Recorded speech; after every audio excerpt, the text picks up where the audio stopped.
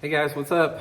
Welcome back here to this week's episode of Advanced Bass Fishing, and really appreciate you guys watching it today and checking it out. It's going to be a very educational video today. We're going to be talking about seasonal patterns and movements of bass. This is going to be, if there was one seminar that I could give you guys to watch, as far as it's going to be the most educational, that will help you have a grasp and understanding about bass fishing more than anything I've done, it's going to be this one. This is going to be the accumulation of over 50 years of fishing 50 different seasons. I've literally had a chance to fish 50 different seasons to understand seasonal patterns. So I'm going to share with you guys a bunch of stuff I've learned that in today's video.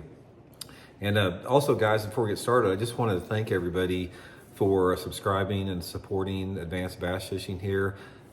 I wish I could get this channel out to more people, because out of the 3 channels that I have, the Intuitive Angling and the Fishing Teacher, I think the Advanced Bass Fishing channel that I do is more information packed than anything out there, because it's sort of geared to a little bit higher level fishing, and I'm not leaving anything on the table. I'm telling you guys everything I know about fishing, and we're going to continue to keep moving forward with this and doing it. So we're going to get into that. And real quick, guys, if you like the content here on Advanced Bass Fishing and you want to support the channel, the best ways that you can do it is please start using my Tackle Warehouse affiliate link. I'll put the link in the description. And if you can use and bookmark that link, and if you need fishing tackle, that's a great way to support the channel. We get a small percentage of the proceeds of the sales. And also, I'm going to put in my Tackle Warehouse link, my favorite lure for each season. So I'll put that in there. And also, please check out our Fish the Moment Lake Map breakdowns and our Solar Bat, my signature series sunglasses.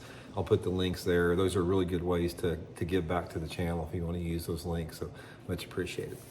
Okay, guys, what we're going to do here is I'm going to go through all 4 seasons of the year.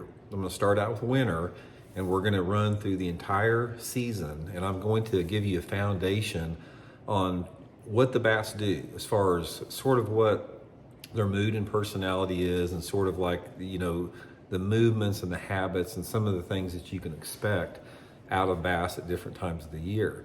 Now, one of the things about this when you're dealing with seasonal patterns is you have to realize that seasonal patterns vary throughout the country. And I'm going to try to throw a little bit something in for everybody, because you guys that fish like in Florida or South Texas, your seasonal patterns are completely different than somebody like that fishes up here in the Ozarks where I live, or somebody that fishes up north. The geographical area of the country that you're in, you know, definitely dictates that. Now, most of the country, if you're in that belt where you have 4 distinct seasons, say for example, you're in that belt of the country where you have a distinct winter season, a distinct springtime, a distinct fall and summer, it's going to play into what I'm talking about here as far as the seasonal patterns. But if you do live in some of those areas that you don't have quite of a diversity of those climate changes like that, the temperature changes and variations, like Florida, there's a little bit of an outlier there. So we're going to get into that a little bit. First of all, one of the things about bass fishing is that there's 2 primary things that you're going to have to learn. Number one is you have to learn technique and lures, you know, casting, boat positioning, you know, things that generate strikes, the things that actually help you catch a bass once you've located them. But more importantly, is you have to locate the fish, and you have to find the fish, and you have to understand what phase they are in before you can dictate or decide what technique that you're going to use.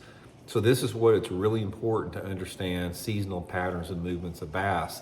And guys, I'll tell you right off the bat, when I talk about this, most people lose interest. It's like every video that I have done covering bass movement behavior, there's very few people that stick with it, because it's not flashy, it's not exciting. It's almost like you're in a classroom trying to, you know, having your teacher make you study something, because that's what it is.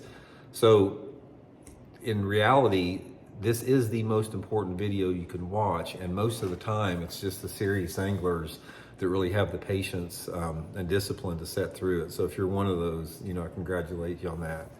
So before we get into this, one of the things that that every angler has to sort of grasp here. So you have to understand, you have to sort of make a determination what you want to get out of your fishing. So the amount of time and effort that you put into studying bass fishing will dictate your eventual level of success that you achieve. So like I said, I'm going to throw it out there as far as, in detail what you need to look for in this particular seminar. So like I said, just be patient, get in a comfortable chair here, get you something to drink, get you something to snack on, and join me for this one here.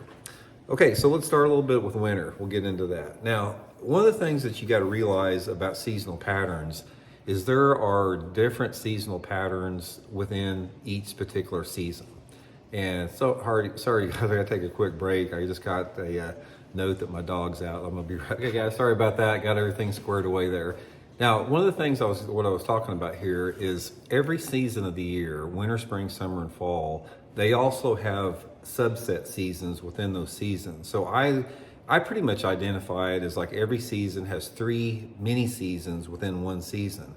So let's start out with winter, for example. We got the early winter phase, we got the midwinter phase, and the late winter phase when you're talking about bass movement and behavior a little bit. Now, in the wintertime, you identify those 3 phases of the particular season, let's say winter, based upon your water temperature in the area that you're fishing. So a good baseline for this is think about or try to find out what is the coldest water temperature that you have in the lake you fish. If you're fishing, for example, at Lake Okeechobee or, Lake Kissimmee in Florida, your water temperature may bottom out at 52, 53 degrees at the very lowest.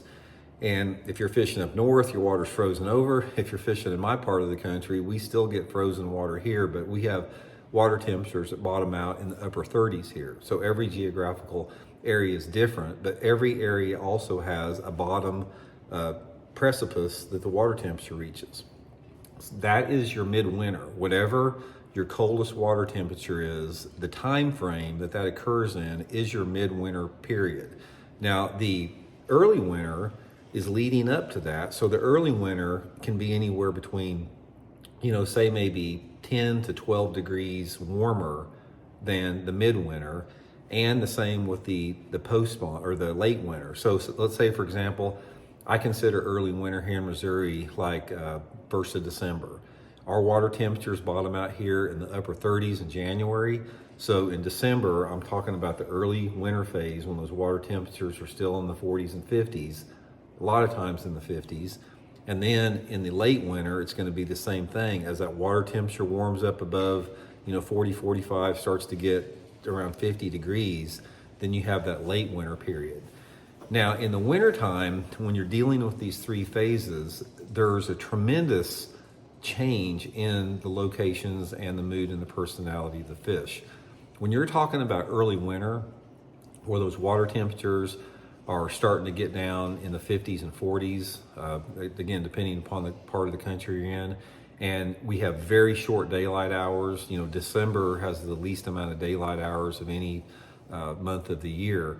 When you're talking about that, there's still a lot of fish that are shallow in the early winter phase, a lot more than what we ever believed that there were. Because what happens is when these fish start moving into their winter patterns, it's not anything that happens overnight. When you're talking about, the fish are in their fall patterns, the fish are in their spring patterns, the fish are in their summer patterns, this is a very, very, very gradual process that's not clear and dry, because the weather patterns have a huge role to play in the stage that the fish is in. Because say, for example, if you happen to have an abnormally warm winter or abnormally cold winter, it has an effect on where those fish are going to move and how they're going to bite a little bit. So most of the time, let's just talk about a baseline. If you have, what we're going to talk about in this particular video are normal temperatures, and there are going to be adjustments to that as far as higher or lower water temperatures based upon the temporary weather patterns that move through. But anyway, when you're talking about one of the biggest migrations and the biggest movements and the biggest trait that a bass has in early winter is they go shallow. they go shallower than what most people realize. At least a population of the fish go shallow, and they stay shallow. Now, what in this video here, guys, we're not talking about live scope fish. I'm talking about traditional bass fishing means and techniques. You can't, when you're, and I'm going to say one thing about live scope, you know, how it's changed everything as far as the seasonal movements and patterns. The fish out there that most people target with live scope, which are those open water roamers, the wolf pack, schools, individuals, whatever like this, those are outliers. Those are fish that are not doing what the majority of the fish in the lake are doing at any one specific time. So you can't equate an open water live scope fish to seasonal patterns and seasonal movements. So I want to reiterate that there.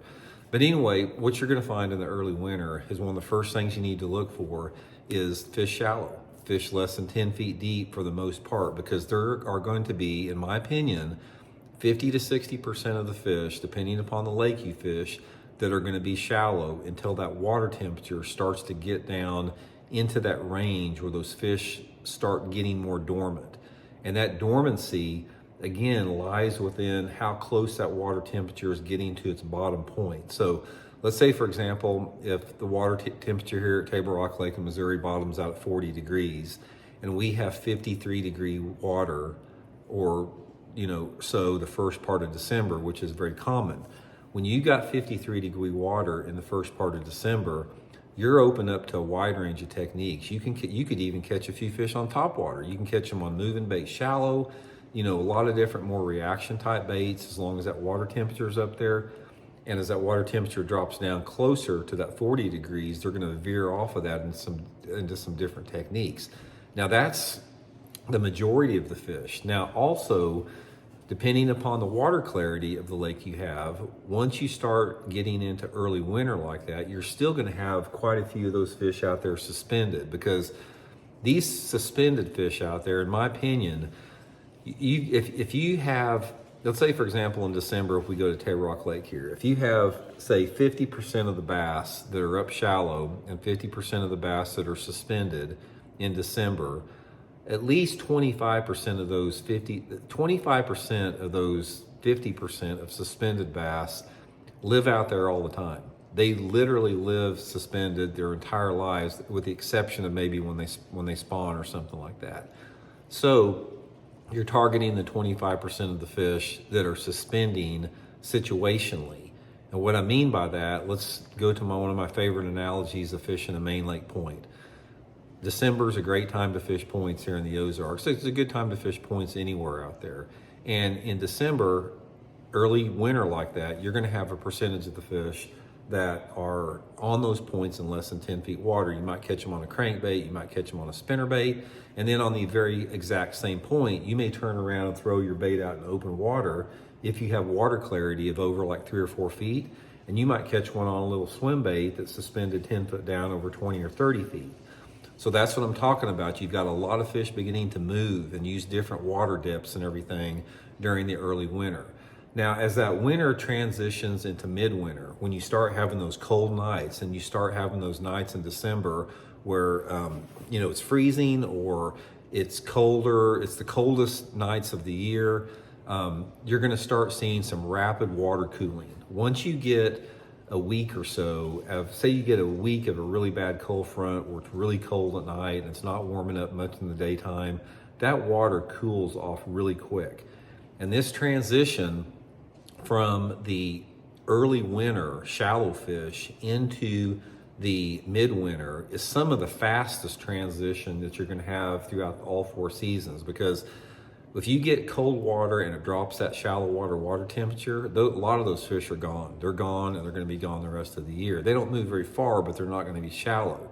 So when that water temperature starts to bottom out in January, we're going to move up to January now, that's when you have the fish, you have more fish doing the same thing in smaller areas like that. So let's move back out to my main lake point example.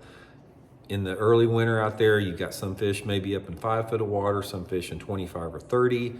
Now in January, when that water temperature is bottomed out at its coldest, you're still going to have those fish suspended out over deeper water on that same point. But those fish that were shallow on that point in the early winter are going to move out a little bit deeper, and they're going to tuck down on the bottom on that same point there. So as that water temperature cools off, those fish, both populations of fish, the bottom dwelling fish and the suspended fish, just simply move out a little bit deeper, and they get a little bit more less active. They're not near as aggressive. They're not going to hit the same lure categories. You're not going to catch as many like on a crankbait or spinner bait. You're going to have to go to more slower, finessey presentations like little jerk baits and little swim baits and spoons and stuff like that. Their metabolism's cooling off. They're cold-blooded creatures. They're not like a turtle or a snake where they get completely dormant. Bass will still chase, and they move pretty fast, even in 40-degree water. I've caught some fish in 40-degree water on lures moving faster than when I ever expected a fish to chase. So they're not complete victims of this cold water, even though they're cold-blooded. It's sort of like it's really an anomaly in nature there. But that's gonna, last up until you start getting some warmer nights consistently when that water starts warming up. And this is a long process. It's like the process between early winter and midwinter usually happens pretty rapidly, but the process of the transition from midwinter into the late winter pattern is usually a slow process. The warming up of the water takes a lot longer than the cooling down. It's like you can have a week of freezing ass cold weather and it's going to drop that water temperature like a rock, and you can have a week of really warm water temperature and that water is still going to warm up really slowly. So this transition into the late winter pattern is going to be a lot slower with that. Now, one of the things that I have found out about the transition and the movement and the seasonal patterns and personality of bass from the midwinter into the late winter is there's not a lot of change. There is not a significant amount of change from the water temperature being at its coldest point up into the point where it starts to get to, maybe 8 to 10 degrees above its warmest point. The only thing that I can really tell difference in that is there's a very slow movement of fish starting to move shallower up on the bottom that you can catch on a few different other lure categories. For example, let's say, in January, you're catching your fish on a jerk bait on main lake points or bluff banks, something like that. Fish suspended out off the bank a little bit.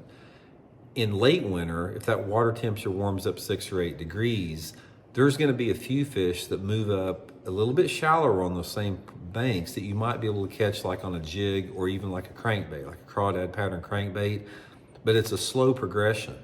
You don't start noticing a significant progression until you get into the early pre-spawn, which we're going to get into next after I take a drink here. So we'll be right back. Okay, guys, that gives you a foundation for the wintertime patterns and seasonal movements. And I could do an hour-long video into each segment of the winter months, early winter, midwinter, and late winter. But for the sake of not letting this video last for a week, we're gonna go through it a little bit faster, and I'll come back at some point with some videos and do more detail on it. So let's get into the springtime. Now, like the wintertime, the spring is divided up into 3 different segments too. You've got the early spring, which is called the pre-spawn phase, the mid part of the spring, which is when most of the fish are actually spawning, and then you've got the early post-spawn or late spring that's identified by the post-spawn period in most lakes across the country. This, right off the bat, I'll tell you, this is the best time of year to fish. There's more quality fish up shallow this time of year than any other time of the year. And if you're a traditional bass angler like me, the months of March, April, and May are 3 of the best months to fish, simply because a lot of those fish that live 9 months out of the year suspended or in deeper water are living this time of year in less than 5 or 10 feet of water. And they're a lot more catchable, and their mood and their personality is a lot more aggressive because they're actively feeding. Let's get into the pre-spawn a little bit, the early spring period. The pre-spawn, in my opinion, is the best time of year to fish. If you want to, all the big fish that I've caught and the big bags of fish I've caught have been in the pre-spawn, because this is the time of year when there's more big fish, shallow and feeding than any other time of the year. A lot of times when you catch a big one, or any bass at all, for a matter of fact. You're catching them because the bass are reaction from a reaction strike or competition or curiosity or anger. It's very rare that you catch a bass because it's actually hungry, because most fish feed at night. But this time of year they do. They're feeding up, they're heavy on crawdads, any type of protein that they can put into their system to build egg sacs is what they're after. Now the pre-spawn, this is a big transition month, because like I said, midwinter to late winter, you don't have much of a daylight between the two. But once you get into the true pre-spawn, early spring, that's when you have a big movement and you have a big change in the mood and the personality of the fish. Now, the pre-spawn period, again, it's not a super fast process, but it's a little bit faster process than the midwinter to late winter. The pre-spawn, for the most time, you're going to start noticing a transition in the pre-spawn when the water temperatures start to warm up 10 degrees above their coldest temperature. So in my part of the country, if we bottom out at 40 degrees, once you hit 50 degrees, you're starting the pre-spawn. If you're fishing in Florida or South Texas, your water temperatures may have bottomed out in the 50, 52 degrees. So the low 60s could be the pre-spawn. A lot of different variations with that. And also, the farther south you get, the quicker this stuff happens and the shorter the time frames are. So, but from a traditional bass fishing sense, we're going to say 10 degrees above the coldest temperature, you are in the pre-spawn period, early spring. Now, what happens with that is once that water temperature starts to hit 8 to 10 degrees above your coldest temperature of the year, this is when there are more 3 to 4 5-pound bass that move shallow up into less than 5 feet of water than any other time of the year, and they're feeding. And this is why some of the areas that they make moves into areas that they are sort of like staging in, is a good way to put it. Now, staging area, a lot of guys probably know what they are that watch this channel, but if you're not familiar with the staging area, it's the area during the pre-spawn period of the year that bass move in, and they hang out in these areas right before they get shallow and start looking for bedding areas. So a prime, pre-spawn location would be, let's say, for example, if you're back in one of your major favorite creek arm in the lake that you fish. If you've got some spawning coves in that creek arm, say you got some nice coves, it's got some good flat banks in the back and some good looking spawning habitat, the pre-spawn area would be some of the deepest water that is close to there. It could be the point leading into the cove. It could be if you got a steep bank on the outside of the spawning cove that the fish are moving up and down on, bluff banks, channel banks, usually more vertical structures. Most of the time, if you have a lake that has steeper banks and steeper structures on it, you're going to have the fish are going to be using those areas as pre-spawn staging areas. Now, if you don't have that, if you don't have a lake that has a lot of steep, vertical banks and 45-degree angle rocky banks, a lot of the fish will stage suspended out on secondary and main lake points, which everybody has. Or they're going to stage, over grass flats. If you guys are fishing, Lake Chickamauga or Sam Rayburn Lake, these fish are going to be staging out over some of the grass flats in the major creeks close to ditches. It's all relative to the cover that you have available on the lake that you're fishing. But nevertheless, it's going to be on some of the closest deep water to the spawning areas. And this is when those fish get shallow, and this is when you can catch them on a lot of different stuff. You can catch them on slow rolling a big spinnerbait. You can catch them on a full-size jig. You can still catch them on a jerkbait. Crawdad crankbaits are really good, places that you can fish less than 5 foot of water. Now, this pre-spawn like this is going to last up into, say, when the water's 8 to 10 degrees below its coolest point, up until that water temperature hits the spawning range. And most of the fish will start spawning in a lake when that water temperature hits 60, 65 degrees, something like that. And that is the next phase where it's the hardcore spawn, when most of the fish in the lake are, looking for places to bed. They're scouting areas. They're actually bedding. Some of them may have moved in early and are garden fry, but there's a lot of fish moving in and out. Let's say, for example, I'll give you guys an example here in Missouri, in my part of the country. A lot of the fish here, depending upon our weather patterns, will spawn in the mid part of April here in Missouri. So let's say if I go back into a spawning cove in Missouri, in, say in mid-May, and I go back in there and I see, 10 or 15 fish on beds, you can bet that there's fish coming and going out of that cove as we speak. There are fish that got in there and maybe spawned a little bit deeper and a little bit earlier that are on their way out. There's fish that are out there on the point leading into the cove that are working their way back in there, that are late pre-spawners. There's a constant movement and flow of bass during the spawning season in and out of these areas. The actual spawn period of the year is one of the most active times for the bass to be moving than you will have any other time of the year. And the spawn is like, there's some mystery to this, because a lot of people say, okay, water temperature 60, 65 degrees, the fish are spawning.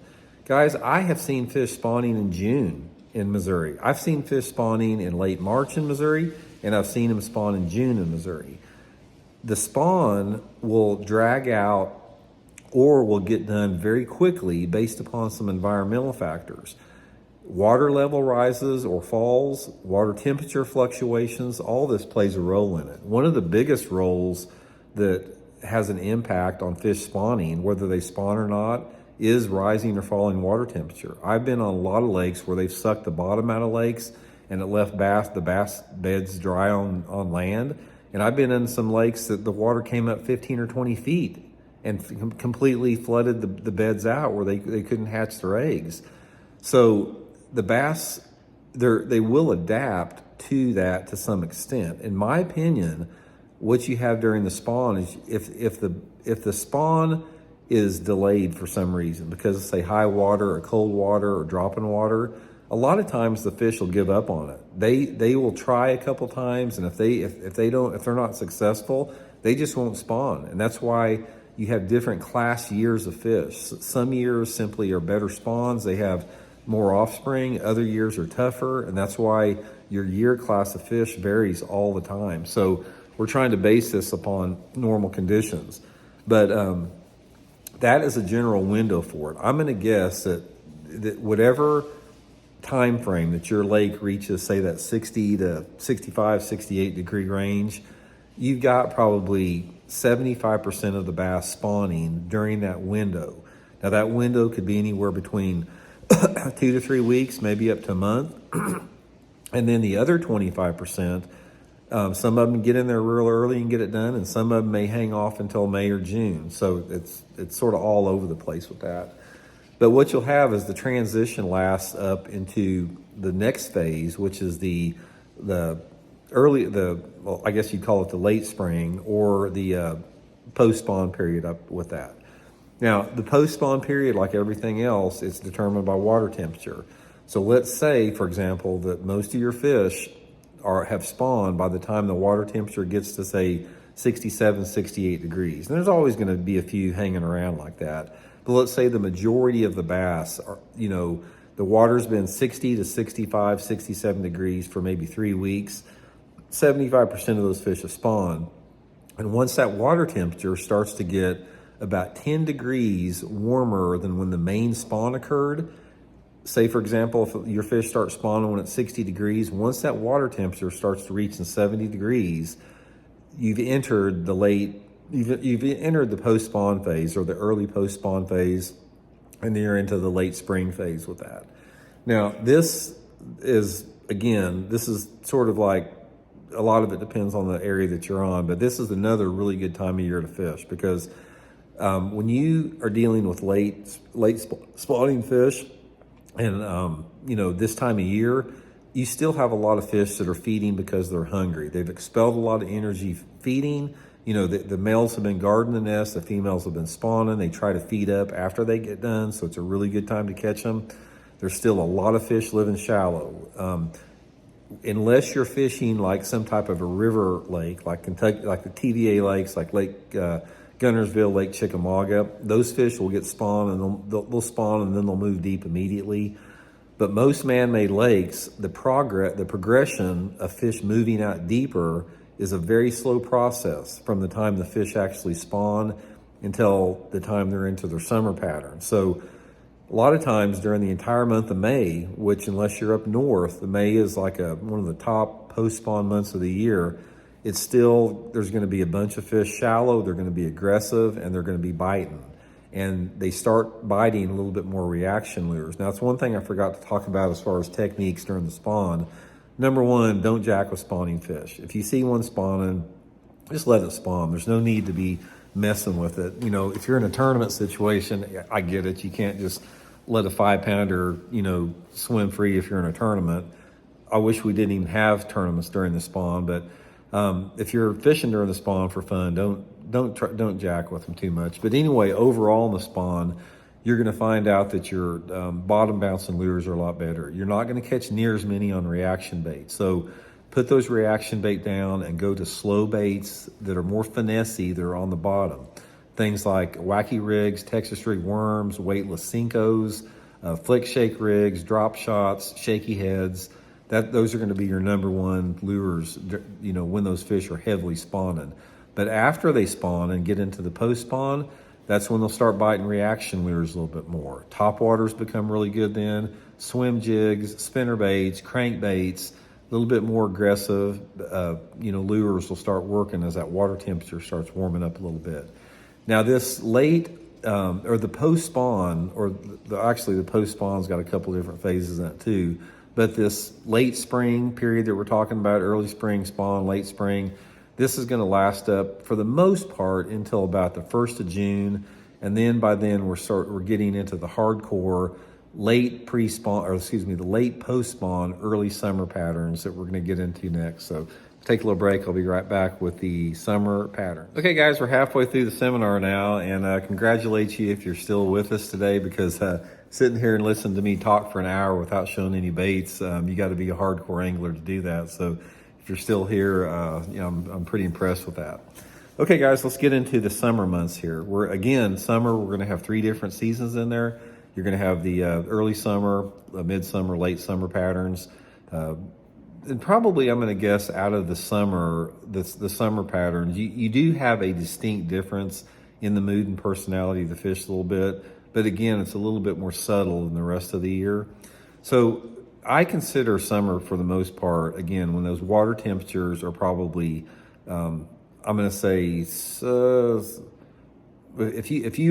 say, for example, if your water temperature bottomed out at 40 degrees in the summertime, if your water temperatures are, say, 35 to 40 degrees warmer than your coldest temperature out there, you're pretty much in the summertime of the year. So here in Missouri, we have pretty much throughout the whole year, we have anywhere between 82 to 90 degree water in the summertime. We got pretty warm water here. We got a huge fluctuation. So there's going to be 3, periods within that. Now the first one is the early summer, and the early summer and the late pre-spawn they're pretty tied in. There's not a lot of gray area between that, because in the late pre-spawn and the early summer, this is one of the big transitions that you have in the summertime. Once you get into the midsummer, late summer, your transitions are a lot less. But the early summer, you do have a pretty significant transition and movement of the fish. Now, what happens is in the late pre-spawn, the late post-spawn, God, so many different phrases here. In the late post-spawn and the early summer, this is when you have 50% of the fish moving deep, and you got 50% of the fish staying shallow. The very same thing that happens in the wintertime. You got 50% shallow, 50% deeper. Now, let's talk about those 2 different populations of fish. The 50% of the fish that live shallow, that move shallow and live shallow in the early summer, they're going to be staying there all summer. They're not going anywhere. Now, their personality and their moods are going to be a little bit different, but they're still going to be there to some extent. The other 50% that are deeper out there, they're going to be doing a lot of different stuff out there. And we'll get into that in a second. So the first thing in the early summer is this is a good time of year to fish, because what happens is in the early summer, these fish that are still shallow are still hungry. And a lot of times you have high water in the early summer. It can be some really good flipping. These fish that are moving shallow and staying shallow, they are in the same type of areas that they spawned in. It's like they stay in those same type of areas And they do this to hunt perch. They hunt perch all summer long. Bluegills, red ear sunfish, pumpkin seeds, whatever. That's what they do. They live in shallow water. They really, really relate heavily to shade and to any cover in the water. Depends on what your cover is. It could be docks, it could be rocks, logs, whatever, overhanging trees, grass. But they're going to live shallow, being summer perch hunters. And that starts usually when that water temperature, starts hitting 75, close to 80 degrees in the early part of the year. Another good time to catch them on top water because, they're, up shallow. One of my favorite early summer lures is a swim jig. A swim jig is a great, great early summer lure for the whole month of June. It works really good, as with like a walking topwater works pretty good too. So those fish are pretty much, not that difficult to catch, not that difficult to find because they're basically in the same places that you spawn in. But the other segment, the deeper ones, are the one where a lot of anglers like to target. Now, the early summer is one of the best times to catch deep fish if you want to catch big ones. Now, believe it or not, guys, you may not believe this because I'm such an anti-tech live scoper, but I used to be at the top of the game, at the top of the sport, fishing deep water in the early summer.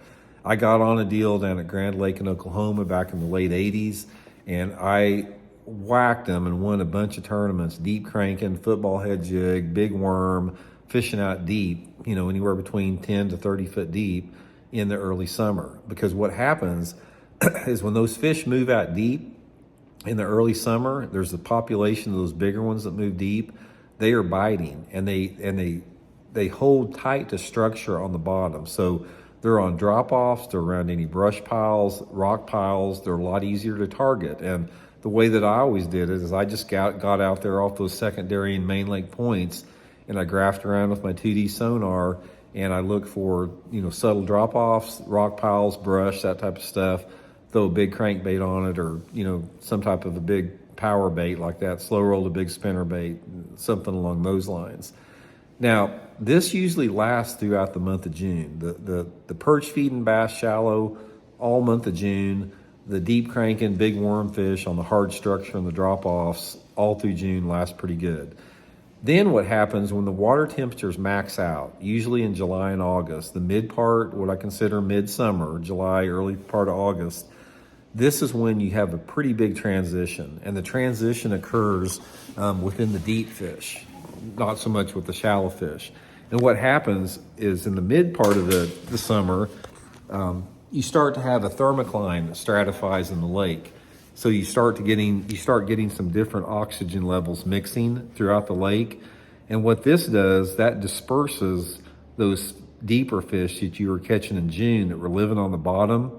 A lot of times those bottom fish that you were catching in June, they lose their oxygen down there by the mid part of the summer, and they have to move out of there, and they either go out and suspend, roaming around in open water, or they disperse through different water columns, get up shallow, and that type of stuff. There's a lot of different things that happens, and that's one of the reasons that it gets so tough in the month of July and August in fishing, is because you've got fish all over the place.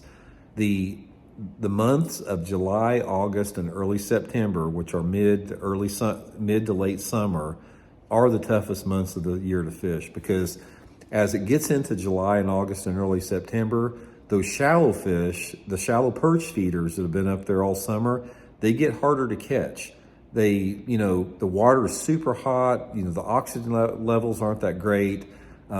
They just get a little bit more lethargic. They're not near as aggressive. I think a lot of them feed at night. In fact, I know a lot of them do. A lot of fish at night, a lot of fish in the summertime feed at night. They do all year long, but specifically in the summertime. So that's another reason it's so tougher. But the shallow fish are still there. They're just not as near as aggressive. But the deeper fish get harder to catch simply because they're all over the place. You may have a school of 2 or 3 fish that roam around in the middle of the lake, they follow a shad school all summer. This is what happens, and this is one of the things that LiveScope has taught people out there, is that there will be wolf packs of bass in July and August that will find a shad school. Say this shad school is as big as your boat. They will literally follow that shad school all summer long. It doesn't matter if that shad school is in 2 foot of water or 100 foot of water. They will follow that shad school, and that will be their food source. When they get hungry, they go up there and charge the shad school. Shad, scatter and flicker around a little bit, and then everybody goes back to normal, and they'll just start following them and not mess with them. That happens a lot in individuals, little wolf packs, and schools. So that's another reason, it gets, quite a bit tougher with that.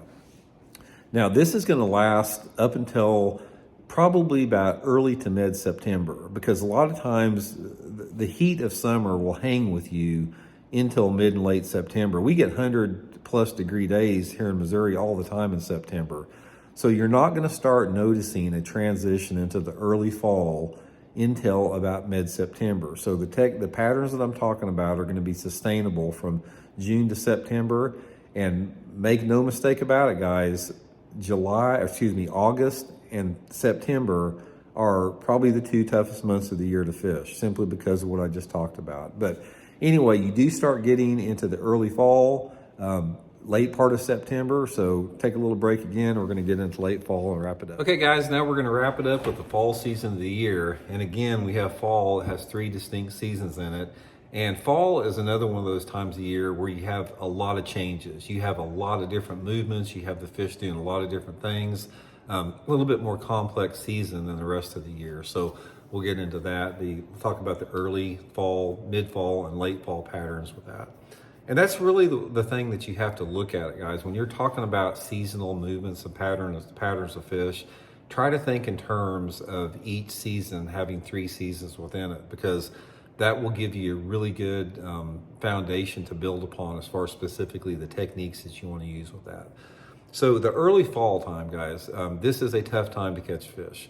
Late summer, early fall, like we were talking about, toughest time of the year. And for the most part, the early fall is going to be when you start noticing a very, very slow, subtle drop in water temperatures. Now, this takes the early fall takes a lot of time to do this, because a lot of times early fall, which is September, summer likes to hang on, pretty long, and you don't get a lot of cool nights. So the water temperature drops that you have will be very dependent upon any frontal systems that come in. And for the most of September, you're not going to be noticing a significant difference in water temperature drops, maybe a degree or 2, something like that, until you get that first really cold snap. But what happens is those daylight hours get shorter every single day in September.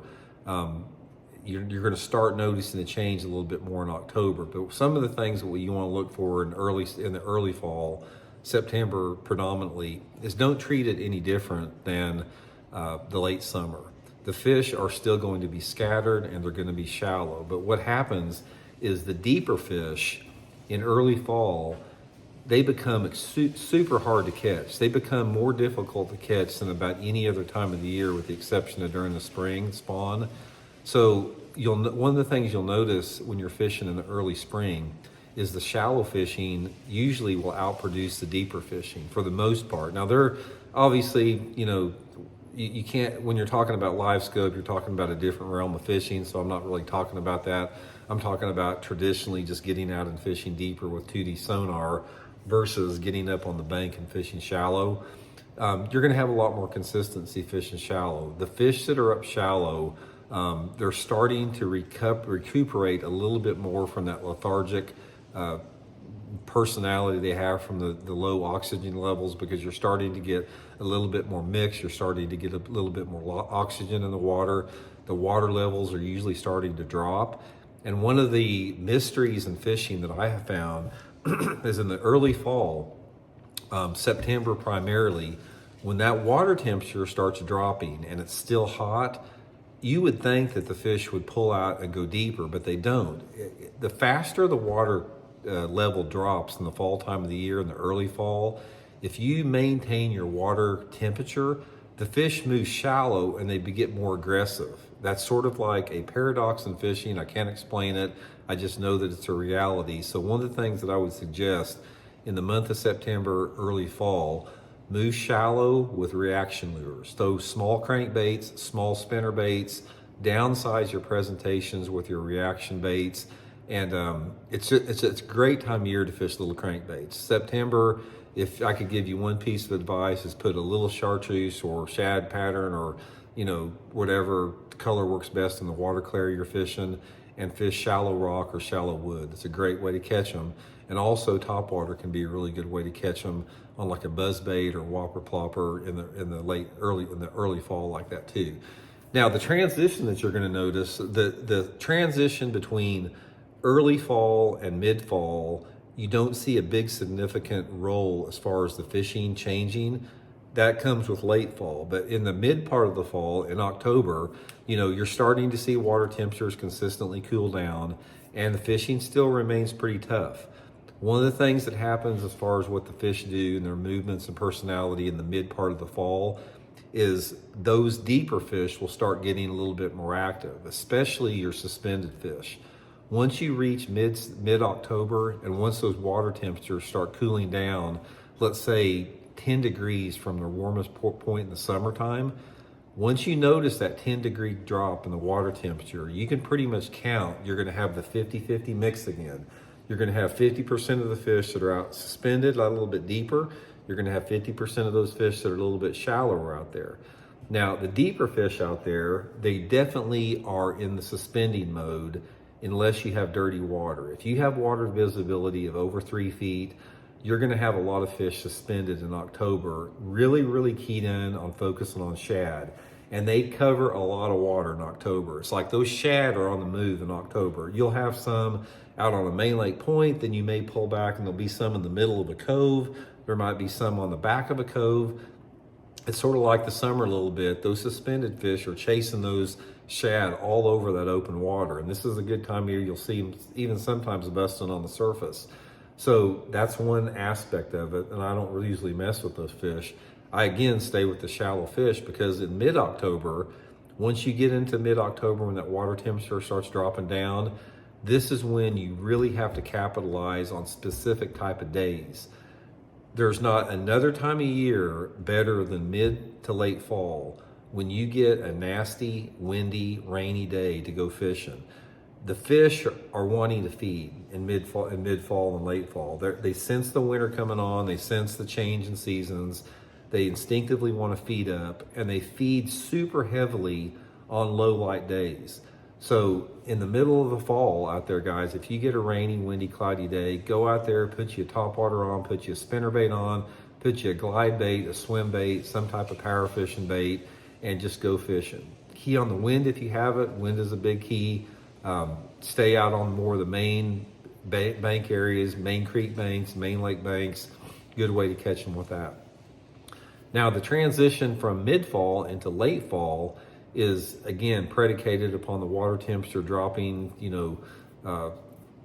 20 degrees or more from its warmest temperature, because most of the time the late fall, that water temperature based upon where you're at in the country is going to be anywhere between say low 60s to somewhere in the 50s like that, or maybe mid 60s to somewhere in the 50s like that.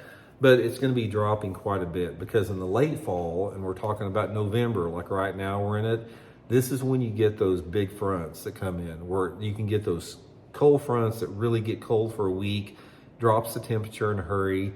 And this is one of my favorite times of years to fish, because what happens, guys, if you have water temperatures that are still hanging fairly warm, like 50s and 60s, and you get a bad front comes in where the temperatures drop, the wind switches out of the north, it rains, those fish are going to bite like crazy, and they're going to bite topwater lures. That's why November is one of the top times of the year to fish a buzzbait, a whopper plopper. It's just a great time of year to cover water with a spinnerbait.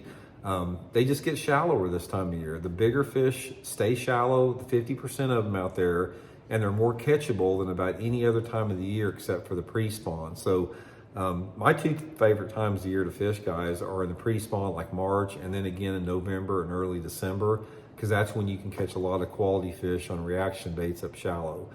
And again, the same cycle repeats. Once that water temperature gets in late fall and the water temperatures start falling down again in about 10 degrees from their coldest point, the whole cycle repeats. And that's just sort of like a real basic foundation. We just went through the four seasons of the year, basic, foundation of what the fish do, but there's always exceptions to the rule. It's like when you're talking about trying to formulate seasonal patterns and understand movements of the fish, it's super, super complicated because nothing fits in a little book like it should. It's like there's no book out there that says, okay, how do I catch fish in November? I need to do this. There's always things that make it change. You've got your water clarities that change. You got your water levels that change. You got, different environmental factors that contribute to fish doing or not doing certain things at certain times of the year. And ultimately, guys, in fishing, there's an element of mystery, and the mystery is a good thing. We don't ever want to take that mystery away from fishing. That's one of the reasons I rail against live scope, is because that's one of the things it does. It takes the mystery away from fishing, and you need that mystery, and you need to have the days where you don't catch many fish, because in order to really appreciate what fishing is about, you have to struggle a little bit, because the struggle makes the times that you do well and catch fish so much more rewarding out there. But mainly, guys, we'll get into this in more detail in future videos. I'll probably, like I said, at some point in time, I'll break down every single preseason into fine comb tooth detail, and we'll go over to really get into specifics with that. But anyway, hope you guys enjoyed it. Please shoot me some comments. If you guys have any questions, if I can answer any questions, feel free to drop me some comments. I'll try to answer them. And appreciate you guys tuning in. We'll see you guys next week.